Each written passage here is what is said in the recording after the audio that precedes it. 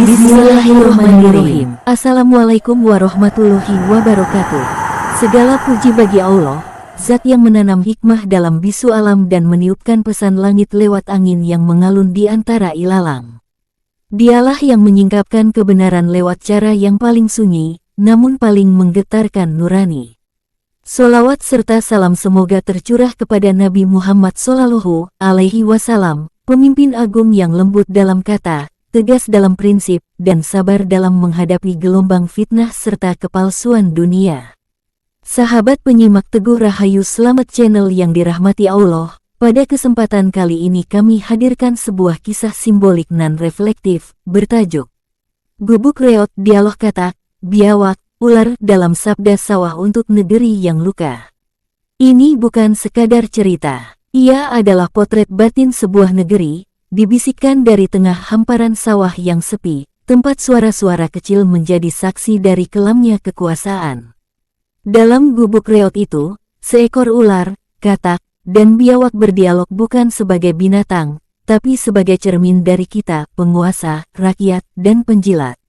Apakah bangsa ini masih punya nurani, atau telah tersesat dalam kebisingan ambisi?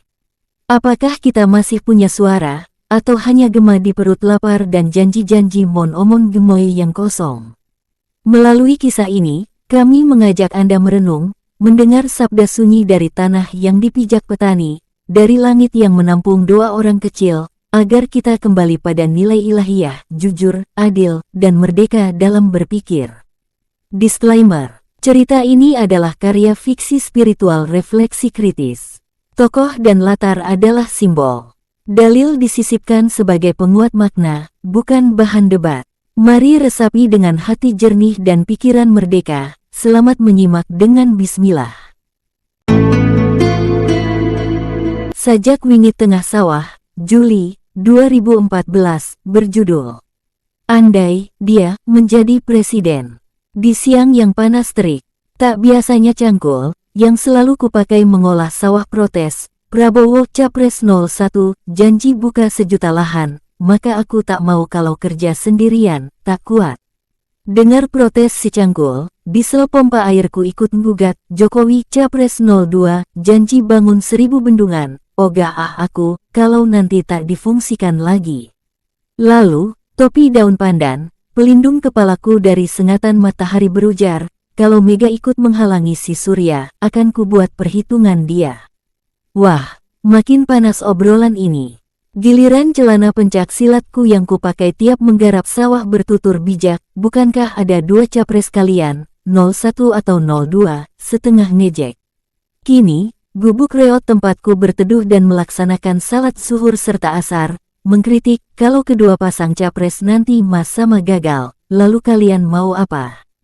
Ya, benar, yang untung pasti cecukong, si bandar politik, si oligarki, memperdayai keduanya, bahkan ketiga pihak, termasuk semua rakyat yang ada, merekalah pengatur permainan, sahut si katak dari balik selokan. Tiba-tiba, seekor biawak, nyambik hitam, besar dengan cakar dan lidah menjulur, milonong, andai dia menjadi presiden, tapi, langsung dipotong yang lainnya, andai apa? Tanyanya bersamaan, dan, lanjut biawak tenang, dengan penuh wibawa, seandainya dia, atau, ia yang jadi presiden, tentu kalian bingung mencari siapa si ularnya, tukas si biawak serius.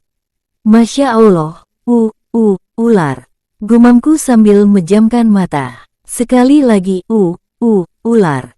Gumamku makin gundah masih belum terbayang siapa yang dimaksud, tiba-tiba, dari balik rawa muncul seekor ular besar bercorak dwi warna, belang merah dan belang kuning, berkepala kembar berujar lantang dan keras, "Akulah nanti presiden yang sesungguhnya, tak perlu kata seandainya, kalian mau apa?" Hah! Teriak si ular pokngah. Aku pun langsung istighfar tak henti, astagfirullah. Hih, ternyata ular. Aku terperanjat dengan kenyataan di hadapanku, ternyata ular. Aku pun segera ambil wudhu untuk salat asar di gubuk, lalu buru-buru pulang meski tetap menggembol misteri wingit tentang ular berkepala kembar tadi, dan selama 2 periode kemarin baru misteri itu terkuak tabirnya. Masya Allah, ternyata dia memang ular. Sumber, akun FB, Kuku Kawulo Alit Mojopahit, Juli tahun 2014.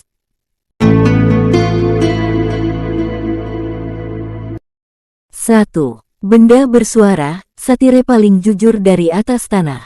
Dalam kisah, dialog wingit di tengah sawah, alat-alat bertani, tiba bersuara.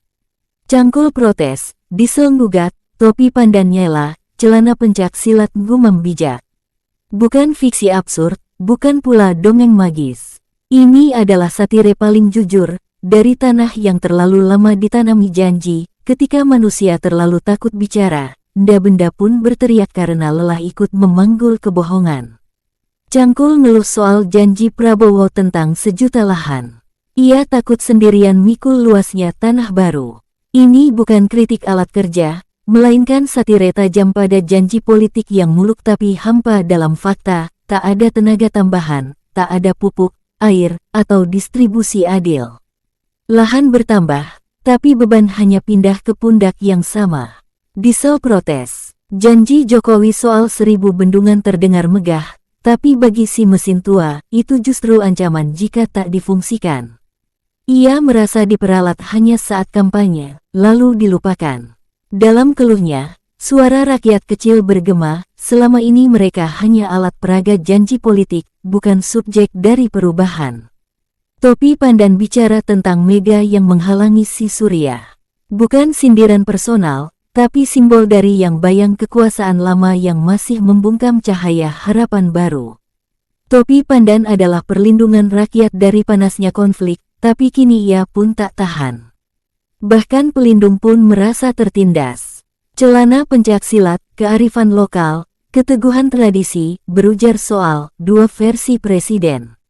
Ini luka terdalam dari pesta demokrasi kita, hilangnya legitimasi tunggal. Yang menang di KPU belum tentu menang di hati rakyat. Sejak 2014, persepsi lebih kuat dari hasil resmi. Demokrasi jadi panggung opini, bukan ruang konsensus. Kisah ini menyindir semua elit yang sibuk membangun citra, tim sukses yang mecah belah, dan rakyat yang lelah tapi terpaksa diam.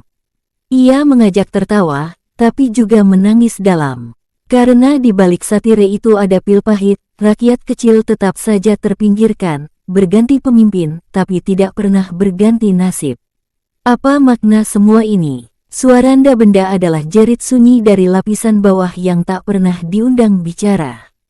Mereka tak punya kamera, tak punya panggung, tapi punya sesuatu yang tak bisa dibeli, kejujuran.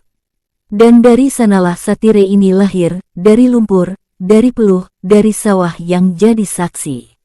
Dan hari ini, kita perlu bertanya ras keras, jika alat pertanian pun mulai ragu pada janji politik, apakah kita masih akan percaya tanpa berpikir, sekarang bagaimana semua faktanya?